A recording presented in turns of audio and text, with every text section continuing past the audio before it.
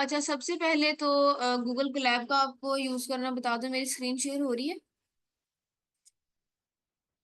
जी हो रही है। हम्म। अच्छा, ये आप सिंपल इस पे सर्च करेंगी गूगल, तो ये लिखा आ रहा है गूगल कोलैब। ये देखिए, आप इसको ओपन कर लेंगी। ठीक है, यहाँ पे ये आपके पास आ रहा है न्यू नोटबुक। यहाँ से आप न्यू नोटबुक ओपन कर लेंगी और ये आपके पास ओपन हो जाएगी गूगल कोलैब की नोटबुक।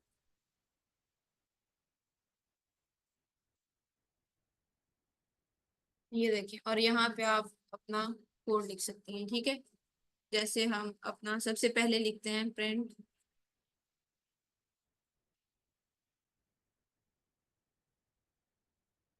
Hello world. ठीक है, यहाँ से आप, ये रन का बटन है, यहाँ से आप इसको क्लिक करेंगे तो ये रन हो जाएगा और आपको आउटपुट दे देगा। जी ठीक है, थैंक यू।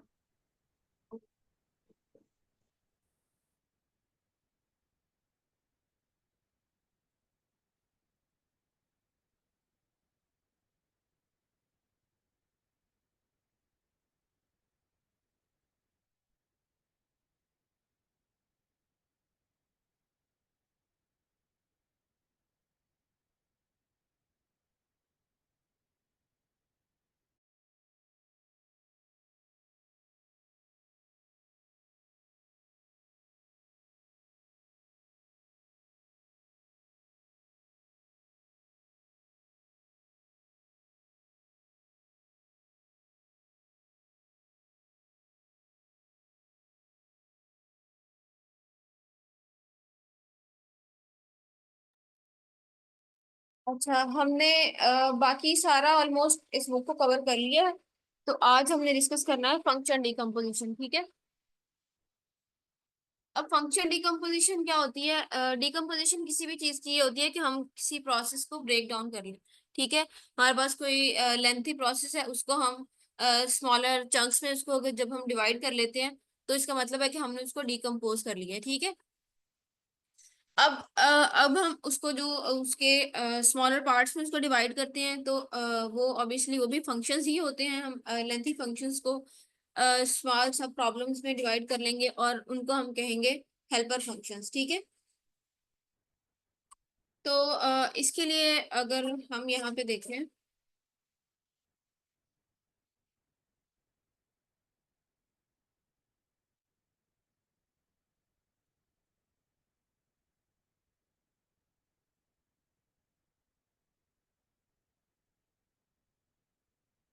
अच्छा इसकी हमें जरूरत क्यों पड़ती है?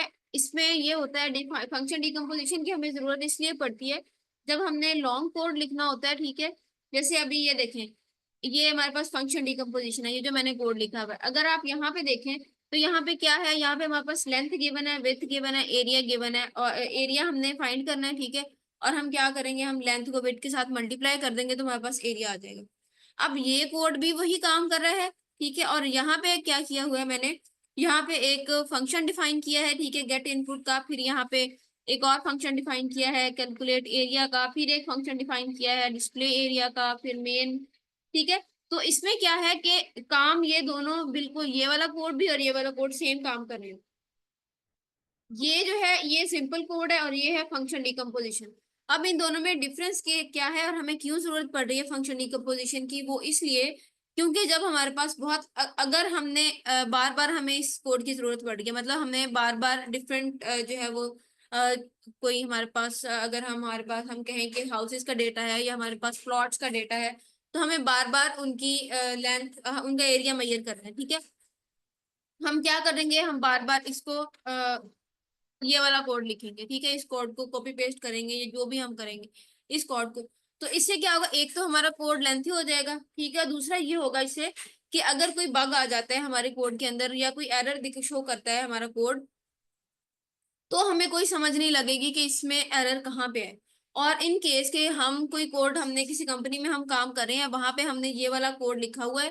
ठीक है, और उसके बाद हम छोड़ जाते हैं, कोई और पर्सन आके उस कोड को देखता है तो उसे समझ ही नहीं आएगी कि अगर कोई मसला आ रहा है तो कहाँ आ रहा है और इसमें क्या हुआ है। लेकिन ऑन द अदर हैंड, अगर हमने इस तरह से फंक्शंस डिफाइन किए हुए हैं, फंक्शंस हम लोग पहले पढ़ चुके हैं, आप लोगों को आइडिया है ना फंक्शंस का। तो फंक्शंस हमने पहले पढ़ लिए हुए हैं, ठीक है। अब फंक्शंस को क्या क्या हमने किया, यहाँ पे हमने गेट इनपुट का फंक्शन लिया है, ठीक है। और इसमें हमने लेंथ और विड्थ डिक्लेयर कर दिए, जैसे हमने यहाँ पे किए, ठीक है। यहाँ पे भी हमने वेरिएबल लिए हैं विड्थ का, यहाँ पे वेरिएबल है एरिया का, लेंथ का। सेम हमने यहीं पे यहाँ पे सेम काम किया है, ठीक है हमने। लेकिन जस्ट डिफरेंस यहाँ पे ये है कि हमने फंक्शंस बना दिए हुए हैं। यहाँ पे फिर हमने फंक्शन बनाया है कैलकुलेट एरिया का। उसमें जो भी हम वैल्यू पुट करेंगे वो यहाँ पे पैरामीटर्स में आ जाएगी। ये पैरामीटर्स होते हैं हमारे पास। आज हम जो है वो को भी थोड़ा सा कवर करेंगे। और पैरामीटर्स जो है वो आपने अभी फंक्शंस का कॉन्सेप्ट जब क्लियर हुआ है, तब आपने ये पैरामीटर्स का कॉन्सेप्ट भी पढ़ा है। और उसके बाद हमने क्या किया, हमने लेंथ और विड्थ के लिए मल्टीप्लाई का साइन यहाँ पे ऐड कर दिया। और डिस्प्ले एरिया के साथ भी सेम ही केस है, ठीक है। अगर हम इसको रन करते हैं तो आप देखेंगे कि कोई भी डिफरेंस नहीं है। अगर हम ये इंटर लेंथ और उसके बाद हम इसकी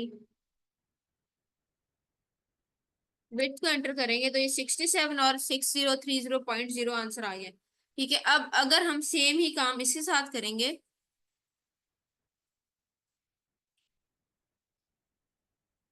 90, 67, तो देखें आंसर सेम है। बस जस्ट हमारे पास कोड लिखने का जो मेथड है वो हमने डिफरेंट यूज किया है। और ये मेथड हम इसीलिए ही यूज करते हैं ताकि रीयूजेबिलिटी हमारे पास इंक्रीज हो जाए। अगर हमारे कोड में कोई बग आ गया है, ठीक है, तो इससे आइडेंटिफाई करना आसान हो जाता है, हमें ये पता चल जाता है कि कहाँ पे मसला आ रहा है। तो अगर इस वाले कोड में हम देखेंगे तो हमें पता ही नहीं चलेगा कि क्या प्रॉब्लम है। अगर हम इस कोड को देखेंगे तो हमें पता चलता है कि यहाँ पे अगर हम कहें कि डिस्प्ले एरिया के फंक्शन में प्रॉब्लम आ रहा है, कैलकुलेट एरिया के फंक्शन में प्रॉब्लम आ रहा है, या फिर लेंथ विड्थ के जो हमने डिस्प्ले एरिया का फंक्शन डिक्लेयर किया था उसमें प्रॉब्लम आ रहा है, ठीक है।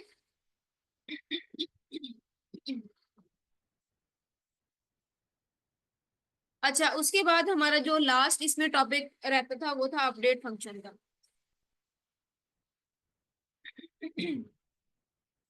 अच्छा, अपडेट फंक्शन हम इसलिए यूज करते हैं ताकि हमें जो है ना वो हमने कोई भी जब वैल्यू अपडेट करनी होती है तो उसके लिए हम इसको यूज करते हैं, ठीक है। वो क्या करता है कि कोई भी करंट वैल्यू ले लेता है किसी भी पर्टिकुलर वेरिएबल की, ठीक है, उसे स्टोर कर लेता है एक वेरिएबल में और वेरिएबल में। और फिर बाद में उस वक्त जब हमें जरूरत पड़े तो वो उसको अपडेट कर देता है, ठीक है।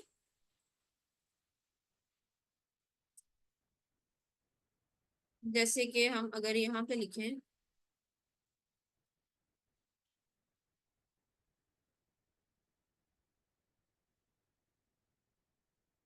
हमने इसको अपडेट कराना है, इसमें एक्स इज इक्वल x+1।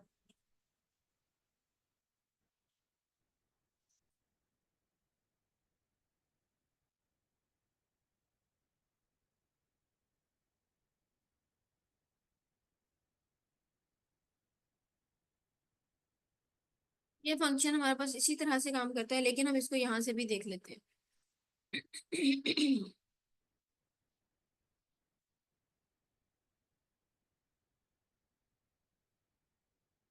इसका साइंटेक्स जो है वो यही है कि हमारे पास एक वेरिएबल है, जैसे मैंने वहां पे एक्स लिखा और एक्स इज इक्वल x+1 लिखा है, ठीक है।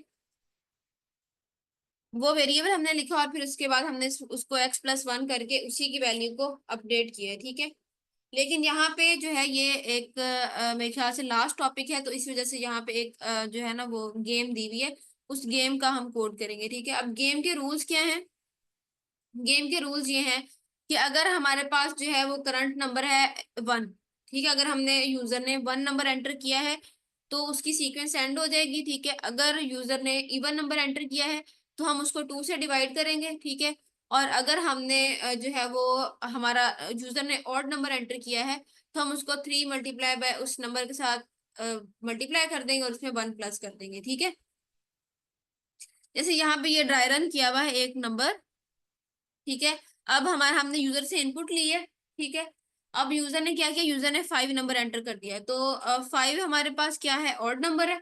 तो 5 को हम क्या करेंगे, 5 को 3 के साथ मल्टीप्लाई कर देंगे और +1 कर देंगे, तो हमारे पास क्या आंसर आ जाएगा 16, ठीक है। फिर अब हम क्या करेंगे, हम इसी सीक्वेंस को लेके चलेंगे, ठीक है। अब इसकी जो आप देखें यहाँ पे, अगर मैं एनोटेट कर सकूं तो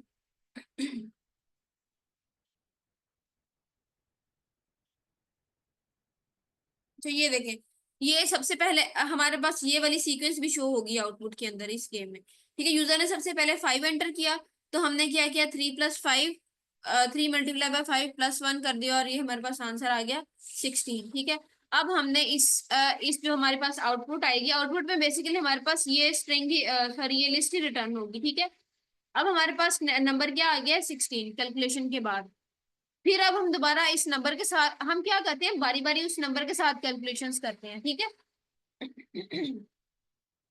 अब हम 16 के साथ कैलकुलेशन करेंगे।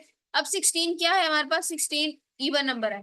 तो हमारे रूल्स में क्या है कि जब इवन नंबर होगा तो हम क्या करेंगे, उसको 2 के साथ डिवाइड कर देंगे। अब हम अगर 6 को 2 के साथ डिवाइड 16 को 2 के साथ डिवाइड करेंगे तो हमारे पास आ जाएगा 8। ठीक है, अब 8 भी हमारे सीक्वेंस में ऐड होंगे। अब 8 दोबारा से इवन नंबर है, तो इवन नंबर का रूल हमारा क्या है कि हम उसको डिवाइड करेंगे 2 के साथ। तो आंसर क्या आ गया हमारे पास, 4। ठीक है, अब हमने 4 को सीक्वेंस में ऐड कर लिया। उसके बाद अब हमने क्या किया है कि अब 4, अब दोबारा से हमारे पास इवन नंबर है। ठीक है, अब 4 के लिए वही सेम रूल के इवन नंबर है तो उसको 2 के साथ डिवाइड करेंगे। ठीक है, इसको 2 के साथ डिवाइड किया, आंसर हमारे पास 2 आ गया। और फिर हम ये फिर इवन नंबर था तो इवन को फिर 2 के साथ डिवाइड किया है तो हमारे पास आंसर आ गया है 1। ठीक है, अब इसके रूल्स में ये है कि अगर तो आप अगर यूजर 1 नंबर देता है तो हमारी सीक्वेंस वहीं पे एंड हो जाएगी। अगर यूजर जो है वो ऑड नंबर देता है तो हम उसको 3 के साथ मल्टीप्लाई करेंगे और 1 प्लस कर देंगे। अगर इवन नंबर देता है तो हम क्या करेंगे, हम उसी इवन नंबर को 2 के साथ डिवाइड कर देंगे। ठीक है, और ये हम कहाँ तक इस प्रोसेस को कंटिन्यू करेंगे, जब तक हमारे पास 1 नहीं आ जाता। ठीक है, समझ आइए आप लोगों को इस चीज की।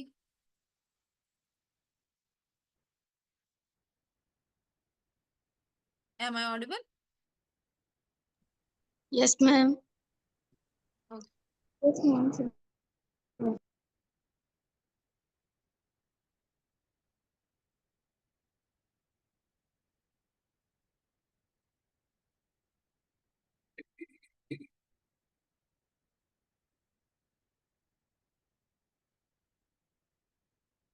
अच्छा, इस गेम को कहते हैं हेलस्टोन सीक्वेंस। ठीक है, ये इस गेम का नाम है।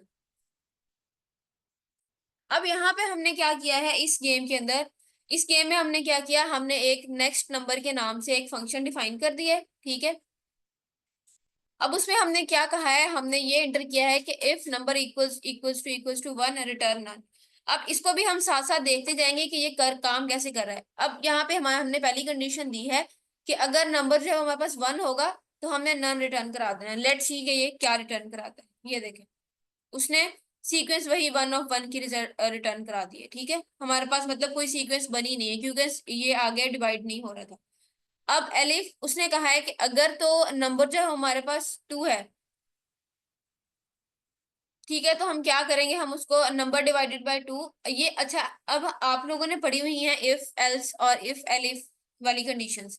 यहाँ पे इफ एलिफ कंडीशन यूज हुई है, इसमें ये हुआ है कि अगर तो पहली कंडीशन हमारे पास ट्रू है, ठीक है, तो फिर हम बाकी कंडीशंस को नहीं देखेंगे, हम इसी का रिजल्ट रिटर्न करा देंगे। अगर पहली कंडीशन ट्रू नहीं है, हम सेकंड कंडीशन को देखेंगे। ठीक है, अब ये कोड कैसे रन हुआ है यहाँ पे हम अगर 2 एंटर करते हैं, ठीक है, फॉर एग्जाम्पल मैं यहाँ पे 2 एंटर करती हूँ, तो ये क्या करेगा, ये हमारे पास ये वाली सीक्वेंस रिटर्न कराएगा। अब इसमें क्या हुआ है कि हमने एलिफ कंडीशन, हाँ उसने सबसे पहले ये चेक किया कि कोड जो अगर हम मैं इसके इसमें बिगिनर्स हैं बिल्कुल ही, तो मैं इसको थोड़ा सा ना ड्राई रन भी कर देती हूँ। ठीक है, अब जब हमारे पास कोड चला है, सॉरी ये आइटरेटर चला है, तो कोड हमारे पास आइटरेटर सबसे पहले आया है यहाँ पे, उसने देखा कि 1 है सीक्वेंस में, यूजर ने 1 नंबर एंटर किया है, तो उसने देखा कि 1 नंबर एंटर नहीं किया, यूजर ने 2 एंटर किया है। अब 2 क्या है, 2, अब 2 के लिए, अब इवन के लिए हमने ये कंडीशन सेट की, जब भी हमने कहीं पे इवन नंबर जो है वो पुट करना होता है, या हमने चेक करना होता है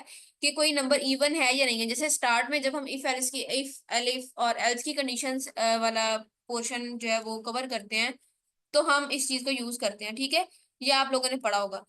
तो इसमें हम क्या करते हैं कि जब भी हमने ये पता करना हो कि कोई नंबर इवन है या ऑड है, तो इवन के लिए हम ये वाली कंडीशन लगाते हैं। अब इसको कैसे पता चलेगा कि नंबर इवन है? ये क्या करेगा, अब हमने ये वाली कंडीशन तो ट्रू नहीं हुई, 1 नंबर एंटर नहीं हुआ, अब नंबर आ गया है, अब नंबर कोई और है। अब ये कैसे चेक करेगा? ये चेक करेगा कि ये जो नंबर है हमारे पास 2 था ना, ये क्या करेगा, 2 को डिवाइड करके चेक करेगा 2 के ऊपर, ठीक है। ये नंबर में हमारे पास वैल्यू हमने 2 एंटर की है, ठीक है, और इसको डिवाइड किया हमने 2 के साथ। अब वो कह रहा है कि अगर इसका रिमाइंडर जो है वो 0 आएगा तो इसका मतलब है कि ये इवन नंबर है। तो हमारे पास क्या आया? 0। इट मीन्स कि ये इवन नंबर है। अब इवन नंबर का प्रोसीजर क्या है कि वो उसको जो है वो क्या करता है, डिवाइड कर देता है, ठीक है। अब उसके बाद अगर मैं दोबारा इसको रन करती हूँ,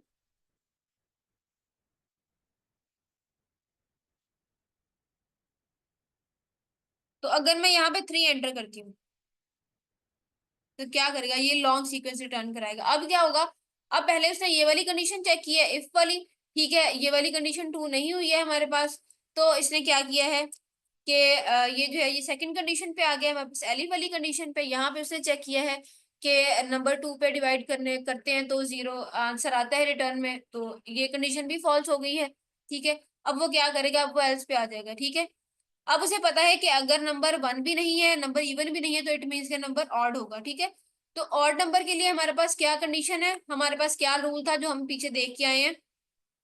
इसमें रूल ये था कि जो भी नंबर हमारे पास आएगा उस नंबर को हम क्या करेंगे, उस नंबर को 3 के साथ मल्टीप्लाई कर देंगे। अगर हमने यहाँ पे जैसे देखे, हमने 3 नंबर एंटर किए हैं, अब 3 को हम मल्टीप्लाई कर देंगे, एक ये वाला 3 हो गया, एक ये यहाँ पे वो वाला नंबर हम ऐड करेंगे जो हमने एंटर किया है, हम 3 के साथ मल्टीप्लाई कर देंगे इसको, और इसमें 1 प्लस कर देंगे।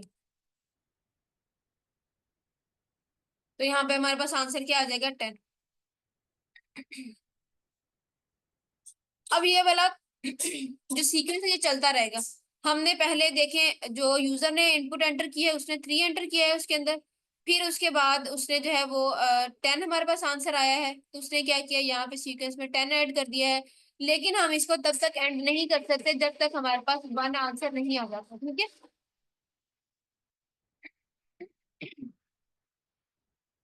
इसका मैं ड्राई रन कर दूं या आपको समझ आ गई है?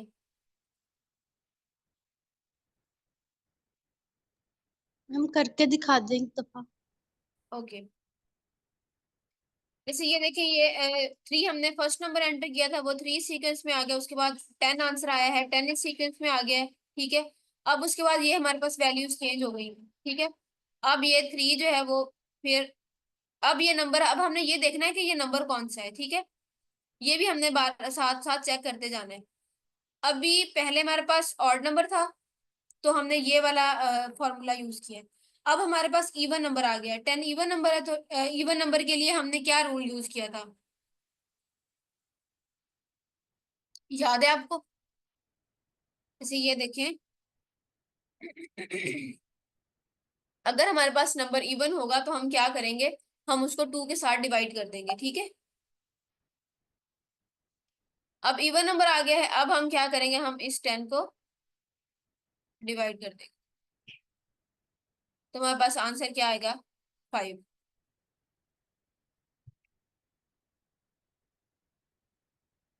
इस 5 को अब हमने इस सीक्वेंस में ऐड कर दिया, ठीक है। अब उसके बाद हमारे पास जो है अब 5 आ गया है, तो 5 कौन सा नंबर है, 5 अगेन हमारे पास ऑड नंबर आ गया है। तो ऑड के लिए कौन सा फार्मूला है, ऑड के लिए ये वाला फार्मूला है कि अब हम क्या करेंगे, 3 और 3 के साथ हम मल्टीप्लाई करेंगे 5 को, ठीक है, और इसमें हम 1 प्लस कर देंगे। तो अब क्या आंसर आ रहा है, 5 3 आर 15 एंड +1, तो क्या आ जाएगा हमारे पास, 16। अब ये आंसर आ गया है, इस आंसर को भी हम इसी सीक्वेंस के अंदर ऐड कर देंगे, ठीक है। अब हमारे पास अगेन इवन नंबर आ गया है, अब इसी इवन नंबर को हम 2 के साथ डिवाइड कर देंगे। रूल्स हमारे सेम है, बस हमने ये देखना है कि जो है वो नंबर इवन है या ऑड है। अब यहाँ पे 8 आ जाएगा, 2 8 आर 16, ये फिर 0 आ गया। अब हमारे सीक्वेंस में नंबर 8 आ गया है। अब 8 अगेन इवन नंबर है, अब फिर 8 को हम डिवाइड करेंगे। Please bear with my annotation, ये काफी खराब है। तो यहाँ पे 2 4 आर 8, 8 आंसर आया है, 4 आंसर आया है, 4 भी हमारे सीक्वेंस में ऐड हो गया है। अब ये देखें कि नंबर्स जो है वो हमारे पास इवन ही आ रहे हैं, तो हम इसको अगेन 2 पे डिवाइड कर देंगे। ठीक है, अब आंसर 2 आया है हमारे पास। ठीक है, अब 2 को हमने यहाँ पे ऐड कर लिया है। अब 2 को हम दोबारा जो है वो, ये इवन नंबर है, इसको 2 के साथ डिवाइड करेंगे, हमारे पास आंसर आ जाएगा 0। ठीक है, तो हमने इसको रन ही तब तक करना है जब तक हमारे पास आंसर 1 ना आ जाए। ठीक है,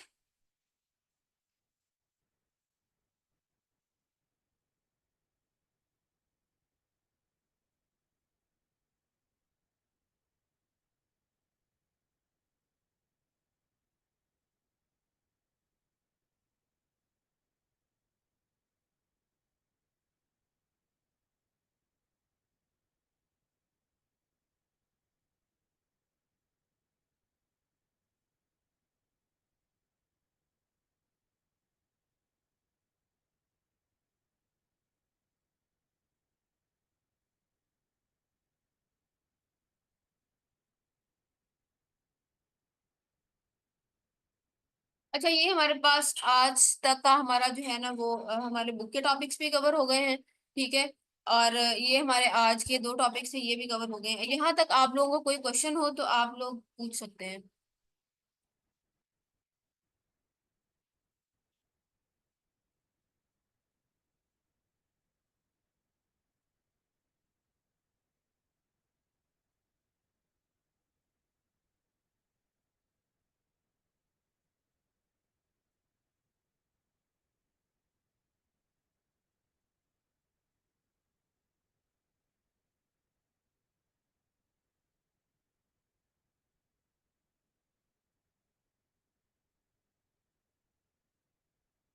ओके, अगर कोई और क्वेश्चंस नहीं है तो हम लोग हमारा जो कोर्स, इस कोर्स का जो आउटलाइन में टॉपिक्स थे वो कवर हो गए हैं। हमारी जो जो कुछ हमने वहाँ उसमें ऐड किया हुआ था वो ऑलमोस्ट सारी चीजें कवर है।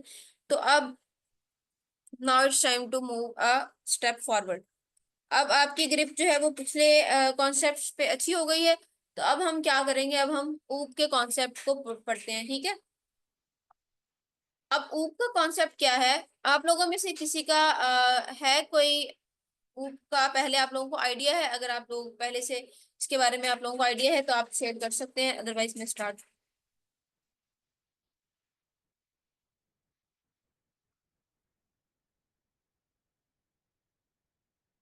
एनीवन?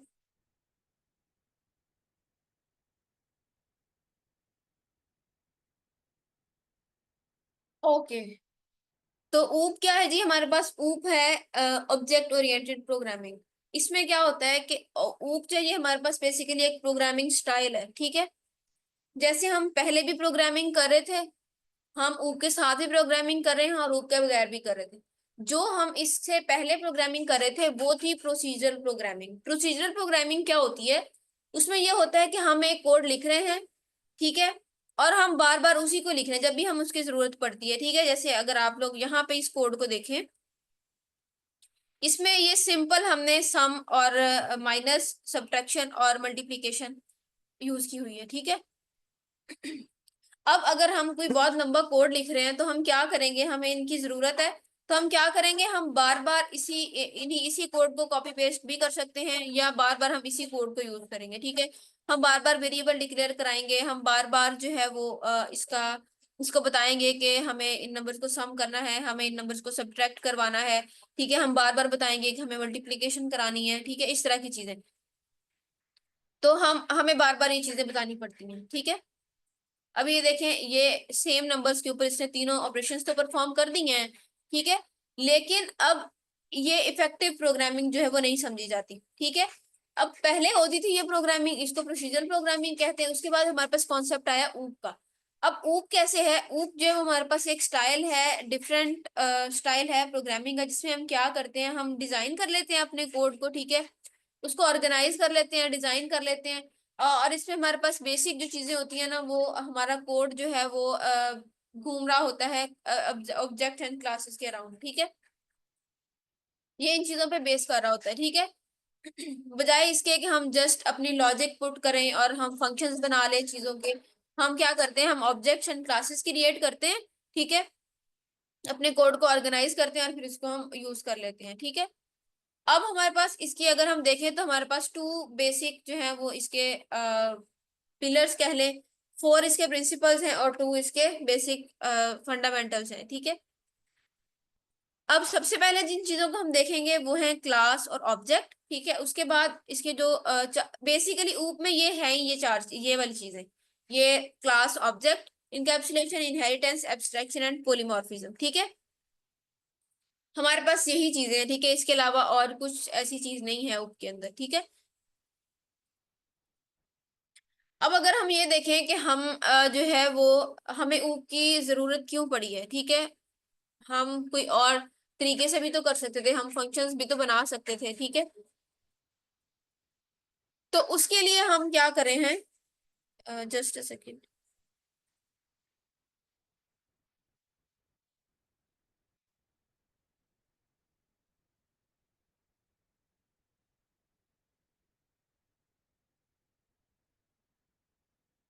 अच्छा, तो हमें इसकी जरूरत क्यों पड़ी है ऊप की, ये क्या करता है, ये आपके कोड को ऑर्गेनाइज कर देता है बेटर वे में, ठीक है। आप देखेंगे कि जो हमने कोड ऐसे सिंपल लिखा हुआ है उसमें, और जो हमने ये देखें फंक्शंस में, क्लासेस और ऑब्जेक्ट्स की फॉर्म में लिखा हुआ है, उनकी रीडेबिलिटी में डिफरेंस होता है, उसकी उनकी ऑर्गेनाइजेशन में डिफरेंट होता है, ठीक है। अब इसमें क्या होता है कि हम एक ब्लॉक ऑफ कोड बना लेते हैं, ठीक है, और बार बार हम उसको बार बार यूज करते रहते हैं, जब भी मतलब अगर आपने एक प्रोग्राम के स्टार्ट में ही जो है वो क्लास बना ली है, ठीक है, उसके बाद अब आपको जब भी उसकी जरूरत पड़ रही है, पर्टिकुलर चीजों की एट्रीब्यूट्स को आपने एक्सेस करना है, ठीक है, आपको उनकी जरूरत पड़ रही है, तो आप जब भी कोड में आपको जरूरत है आप उनको एक्सेस कर सकते हैं, आप उनको कॉल करेंगे तो आप दोबारा से उसी फंक्शन को यूज कर सकते हैं, ना ही आपको दोबारा कोड लिखना पड़ रहा है, ना ही आपको पीछे जाके दोबारा वैल्यूज देखनी पड़ रही हैं, ठीक है। अब इससे क्या होता है कि हम ये भी करते हैं कि हम जो है ना वो कॉम्प्लेक्स जो लॉजिक्स होती हैं उनको हम जो है ना वो हाइड कर लेते हैं, ठीक है।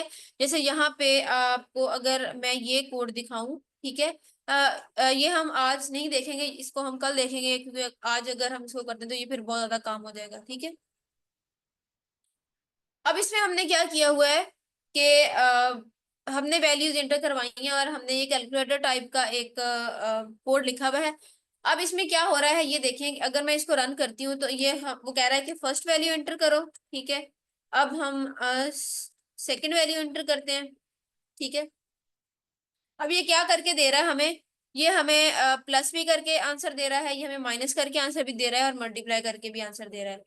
अब इस कोड में जो हमने हाइड का कॉन्सेप्ट की मैं बात करी हूँ वो कैसे यूज किया है, कि हमने यूजर को सिंपल उससे यूजर से वैल्यूज ली है, यूजर ने हमें इनपुट दिए और हमने उसको आउटपुट दे दिए। हमने उसको ये शो नहीं करवाया कि हम इसको प्लस कैसे कर रहे हैं, हम इसको माइनस कैसे कर रहे हैं और हम इसको मल्टीप्लाई कैसे कर रहे हैं, ठीक है। उसके बाद हम इस क्या है कि हम क्लास और ऑब्जेक्ट सिर्फ आज देखेंगे, ठीक है। अब क्लास क्या होती है, क्लास बेसिकली एक ब्लूप्रिंट होता है ऑब्जेक्ट को क्रिएट करने का। अब ब्लूप्रिंट क्या होता है कि हम जो है ना वो बेसिक रूल्स डिफाइन कर लेते हैं क्लास को। क्लास की एग्जांपल अगर आप ऐसे लें कि जो हमारी स्कूल में क्लासेस होती हैं, मतलब 9th क्लास होगी फॉर एग्जांपल, 10th क्लास होगी, ठीक है। तो इसमें क्या है कि आपकी वो जो एक क्लास के रूल्स होते हैं ना, अब देखें कि क्लास के रूल्स हैं कि क्लास में जो स्टूडेंट्स हैं वो व्हाइट यूनिफॉर्म पहनेंगे, ठीक है, और क्लास में जो है वो फैन ऑन होगा, ठीक है, लाइट ऑन होगी, क्लास के सारे स्टूडेंट्स जो हैं वो व्हाइट बोर्ड पे अपना जो भी क्लास वर्क है वो लिख के दिखाएंगे, ठीक है। फॉर एग्जांपल ये हमारी क्लास के रूल्स हैं। तो अब उस पे हम जो है वो ये हमने क्लास के लिए रूल्स डिफाइन कर दिए, तो इट मीन्स कि ये जो रूल्स हैं ये पूरी क्लास के लिए सेम है, हमने एक दफा डिफाइन कर दिए हैं एक जगह पे। अब जिसको भी पता करना हो कि हमारी क्लास के रूल्स कौन से हैं, वो जो एक जगह पे जहाँ डिफाइन किए हैं वो वहां से पता कर लेंगे, उनको बार बार कुछ भी जो है वो इधर उधर जाने की जरूरत नहीं है, ठीक है। अब ऑब्जेक्ट्स क्या होते हैं, ऑब्जेक्ट्स जो हैं वो बिल्कुल ये होते हैं कि एन एक्चुअल थिंग क्रिएटेड, ठीक है। अब क्या होता है कि हमारे पास जो ऑब्जेक्ट्स होते हैं वो बिल्कुल ऐसे हैं जैसे क्लास में स्टूडेंट्स हो, ठीक है। अब ऑब्जेक्ट की इंपॉर्टेंस हम इस तरह से देख सकते हैं कि देखिए एक क्लास बना ली है हमने, हमारे पास एक फॉर एग्जांपल 9th क्लास है, ठीक है। अब उसमें स्टूडेंट्स ही नहीं है, तो हमारे उस क्लास का कोई बेनिफिट है, कोई फायदा है क्लास को बनाने का, उसके रूल्स डिफाइन करने का, कुछ करने का? हमारा कोई भी फायदा नहीं है इस चीज का, ठीक है। तो ये किस तरह से है कि जब भी जो है वो हम क्लास बनाते हैं तो हमें उसके ऑब्जेक्ट्स भी क्रिएट करने होते हैं, ठीक है। ऑब्जेक्ट्स को हम इंस्टांसेस भी कहते हैं, तो ये आपने कंफ्यूज नहीं होना कि जब जो है वो ऑब्जेक्ट्स और इंस्टांसेस का वर्ड यूज हो रहा है तो ये दोनों चीजें सेम है, इनके हम ये जस्ट वर्ड जो है वो डिफरेंट है, ठीक है। तो अगर आपको जस्ट बेसिक ये चीजें देखनी हो कि हाँ वो जो है वो क्यों यूज करते हैं, तो ये रीयूजेबिलिटी को इंक्रीज करती है, रिडंडेंसी को जो है वो डिक्रीज करती है, ठीक है। रिडंडेंसी क्या होती है कि आप एक ही ब्लॉक ऑफ कोड को बार बार यूज कर रहे हैं, ठीक है। अब हम क्लास कैसे क्रिएट करते हैं, ठीक है। अब अगर मैं यहाँ पे एक नया ब्लॉक देखूं तो जैसे सारी चीजों का एक कौन सॉरी वो होता है सिंटैक्स होता है। तो क्लास हम कैसे डिफाइन करते हैं, क्लास के लिए हम क्लास का कीवर्ड यूज करते हैं और कोई भी नाम हम रख लेते हैं, ठीक है। फॉर एग्जांपल हमने ये नाम रख लिए, हमने क्लास का नाम रखा है कैलकुलेटर, और उसके बाद हम ये यहाँ पे कॉलन लगाएंगे, ठीक है।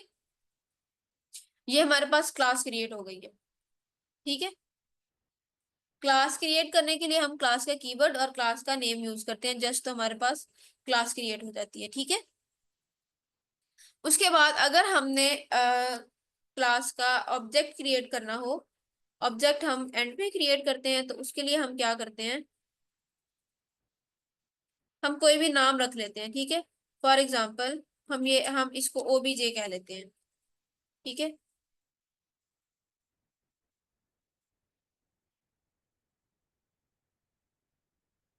ओबीजे इज इक्वल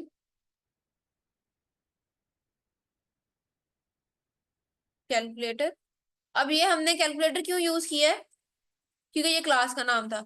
जब भी हम इसको कॉल करेंगे, ऑब्जेक्ट हम बेसिकली इसीलिए बनाते हैं कि हम क्लास को कॉल करते हैं, ठीक है। क्लास की जो फंक्शनैलिटीज हैं उनको हम गेट करने के लिए, उनको यूज करने के लिए हम क्या करते हैं, हम जो है वो ऑब्जेक्ट बनाते हैं, ठीक है।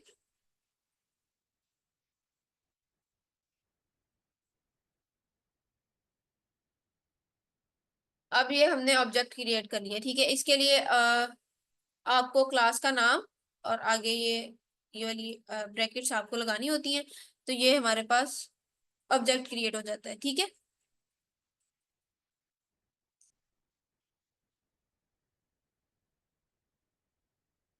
जैसे हमने ये वाली क्लास क्रिएट की है, स्पेस मैं कर देती हूँ, ठीक है?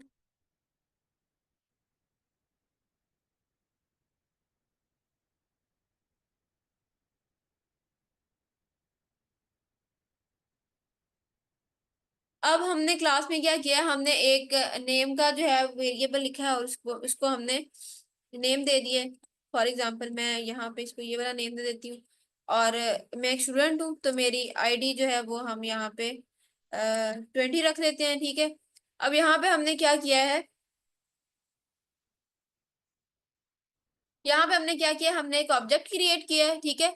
और उसके बाद हमने क्या किया है, हमने स्टूडेंट जो हमारी क्लास है उसको कॉल किया है यहाँ पे, ठीक है। फिर हम यहाँ पे प्रिंट करा रहे हैं, प्रिंट के लिए हम क्या करते हैं, हम यूज करेंगे हमारे ऑब्जेक्ट का नाम, ठीक है। और डॉट, और हमारे पास जो भी जिस भी वेरिएबल को हमने गेट करना है हम उसका नाम लिखेंगे। फॉर एग्जाम्पल हम क्या करेंगे, यहाँ पे सिर्फ स्टूडेंट का जो नाम है वो हमें चाहिए, हमें उसकी आईडी नहीं चाहिए, ठीक है। हम std डॉट नेम लिखेंगे तो ये सिर्फ हमें स्टूडेंट की आईडी रिटर्न करा देगा, ठीक है।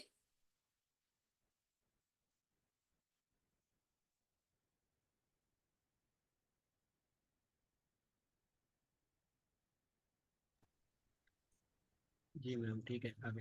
अब जो डॉट हम यूज करते हैं, इस डॉट का क्या मतलब होता है, डॉट बेसिकली गेट करने के लिए, कोई भी किसी भी चीज को गेट करने के लिए हम डॉट को यूज करते हैं, ठीक है। जैसे अगर हम सिंपल उसमें देखें, हमारे जो सिंपल डिक्शनरीज होती हैं या हमारे पास स्ट्रिंग्स होती हैं, सिंपल जो कॉन्सेप्ट्स होते हैं उनमें हम डॉट का फंक्शन गेट का अगर हम फंक्शन यूज करते हैं तो साथ हम डॉट यूज करते हैं। उस डॉट का यही मतलब होता है कि ये डॉट जो है ये कोई भी वैल्यू को गेट करने के लिए यूज होता है, ठीक है। अब इसके बाद अगर हम जो है वो इसकी दोनों वैल्यूज को गेट करना चाहें तो हम क्या कर देंगे, हम ये लिख देंगे, ठीक है।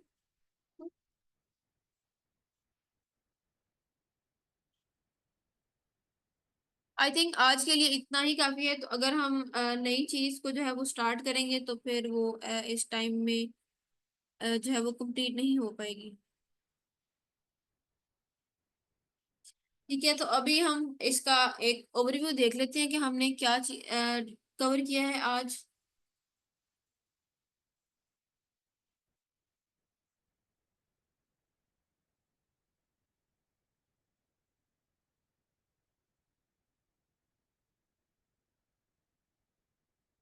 इन द मेन टाइम आप लोगों के कोई क्वेश्चंस हैं तो वो आप लोग पूछ सकते हैं, ठीक है।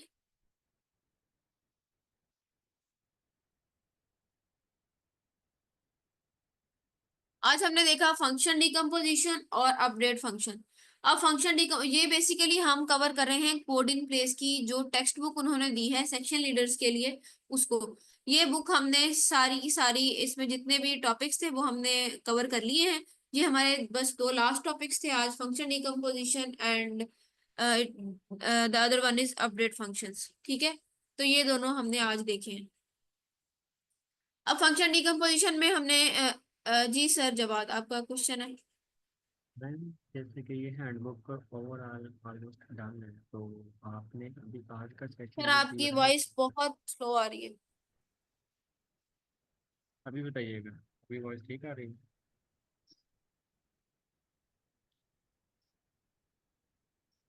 हेलो जी मैम, बताइएगा मुझे प्लीज़।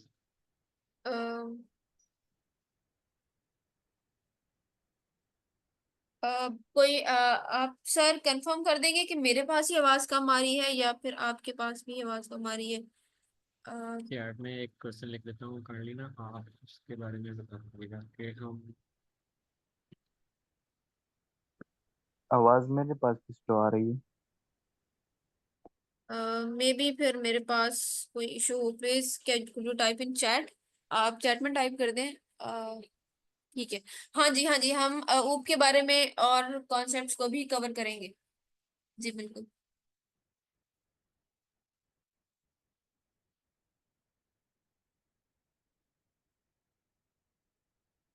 ओके। अच्छा सर, आपका क्वेश्चन है कि आपने अभी सेशन को ज्वाइन किया है तो प्रीवियस लेक्चर्स की शीट हमारे पास स्लैक चैनल में पिन हुई हुई है, ठीक है। उसमें आप टॉप पे जाएंगे तो वहां पे आपको पिन्स का टैब मिलेगा। उसमें शीट है, ठीक है, वो पिन हुई हुई है वहां पे, उसमें सारे लेक्चर्स के लिंक होते हैं, ठीक है। तो आप वो उनको देख सकते हैं जाके अगर आपने इसके पुराने लेक्चर्स देखने हैं तो, ठीक है। हमारी जो कोर्स आउटलाइन है वो भी मैं आपको दिखा देती हूँ, अगर मैं दिखा सकूँ तो।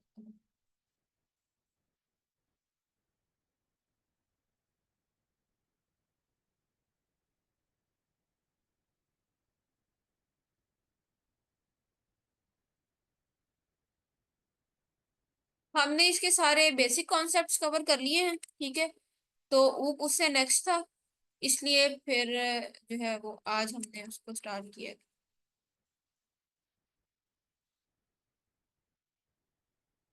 इसमें हमने कवर किए हैं फंडामेंटल्स पाइथन के, इंट्रोडक्शन और बेसिक्स, इसकी डेटा टाइप्स वगैरह, टाइप कास्टिंग, जो उसके बिल्कुल जो है वो बेस कॉन्सेप्ट्स होते हैं, ठीक है। फिर उसके बाद हमने कवर किए हैं इसकी कंट्रोल फ्लो स्टेटमेंट्स और प्रॉब्लम सॉल्विंग फाउंडेशंस को हमने कवर किया है, जिनमें हमारे पास इफ एल्स कंडीशंस थी, ऑपरेटर्स थे, लूप्स थी, ठीक है।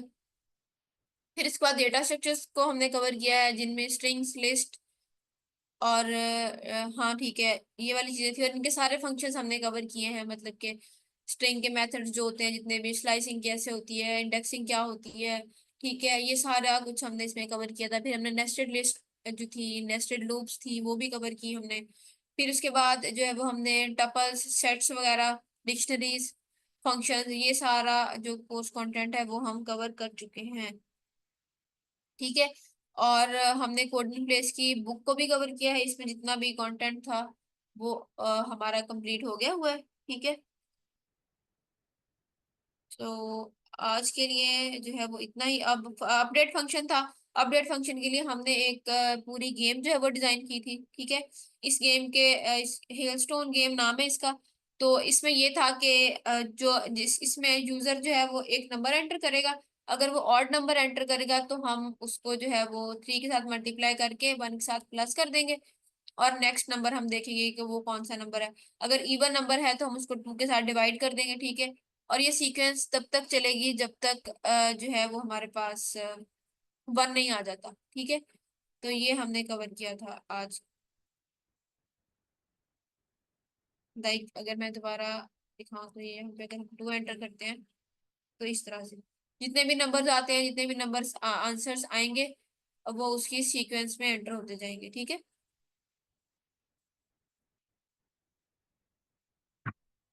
और उसके बाद हमने ऊप का कॉन्सेप्ट स्टार्ट किया था। ऊप हमने आज ही इसका ये स्टार्ट किया, ये वाला मॉड्यूल। तो हम आगे भी इसको कवर करेंगे, ठीक है।